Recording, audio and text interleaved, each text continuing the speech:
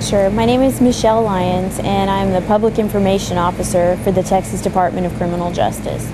Basically, my job is to coordinate interviews with our death row media, or with our death row inmates and media, or we also answer questions about really anything that's going on in the prison system for media across the world.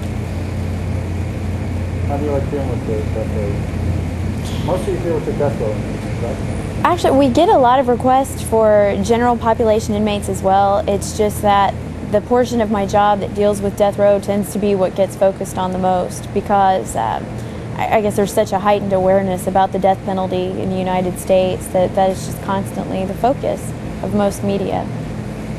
You've been in the media quite a while, right? I worked for newspapers for 5 years before I came to do this job. You worked a lot on death row, or mostly with the prison? I covered prisons for 2 years, and during that time there were a number of executions carried out, so I spent a lot of time on death row talking to those inmates who had an execution date prior to their execution. And then you reported on this to various newspapers? Yes, well, I worked for the Huntsville Item, which is the local newspaper in the town where executions take place in Texas.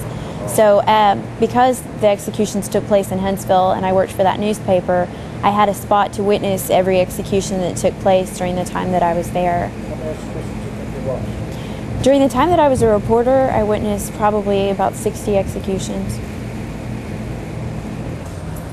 Your feelings about that execution, you leave at the table there? You care home? No, I think that most people try to leave their work at work. Whether you might be an ambulance driver, you're going to see some unpleasant things.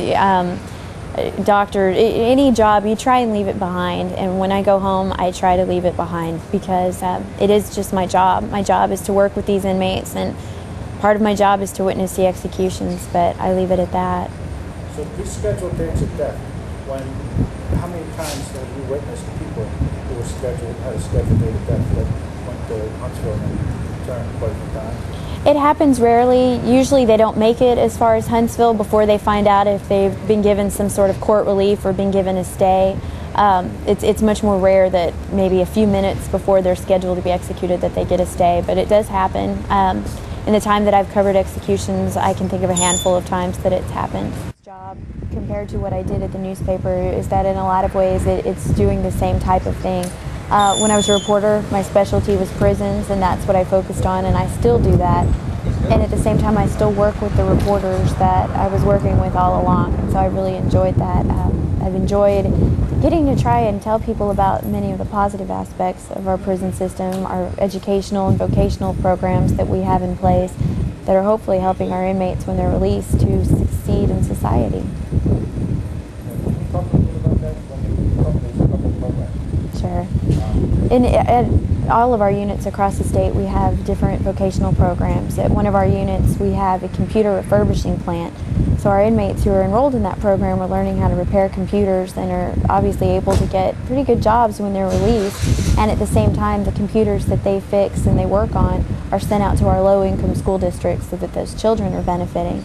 At another unit, we have a school bus repair program, so those inmates are learning how to do mechanical work, and at the same time, our taxpayers are saving money because the work that's being done on these school buses are being done for just a fraction of the cost that they would pay if they went to someone else in the free world. We have a number of programs like that in place, and because of it, our recidivism rate is at an all-time low. We're having fewer and fewer people come back to us once they are released.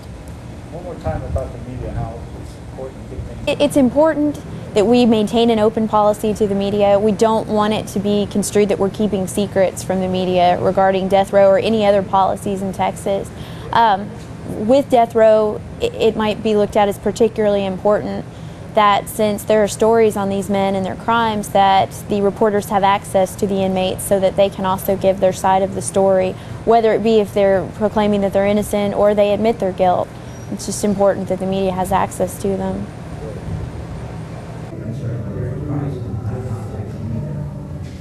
Yeah.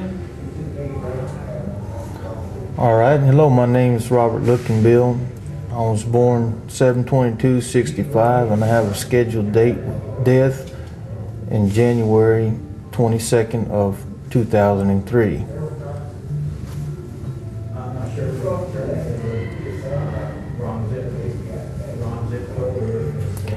Yeah, my family, they're, you know, especially my sister, she's affected in a bad way about it, you know, so much so that she hasn't been around in the past 13 years that I've been incarcerated on this date, you know, on this sentence, you know.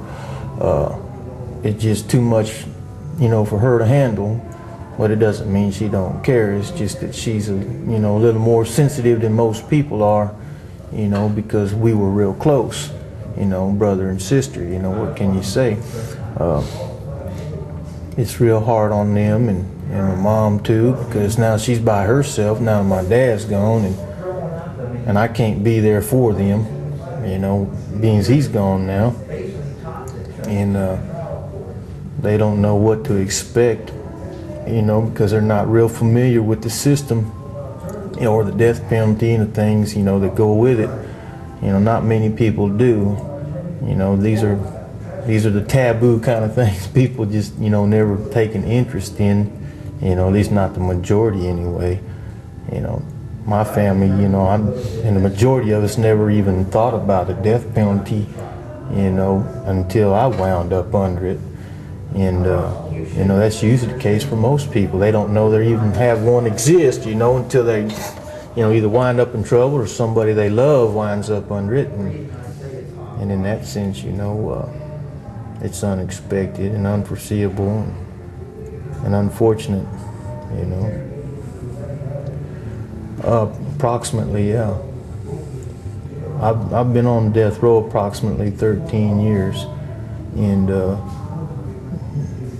well, you talking about when they go to the walls?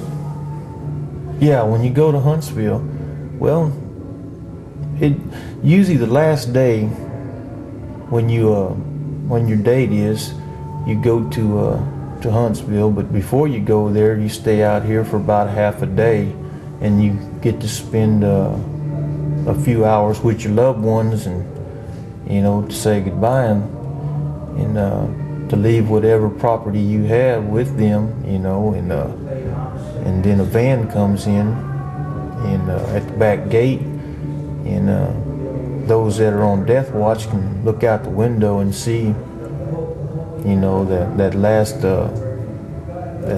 walk, I guess you could say, to the van, and watch them, you know, get in, and they take them to the Walls unit. And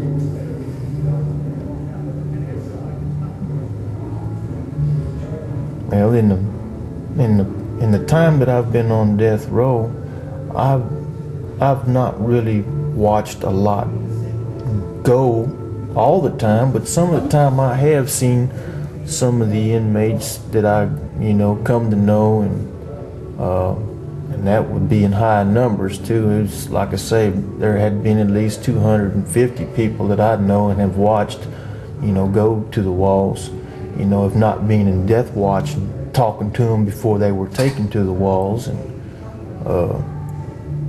from there, you know, we never see them again. Huntsville, yeah, the Walls in Huntsville, and that's where the execution takes place.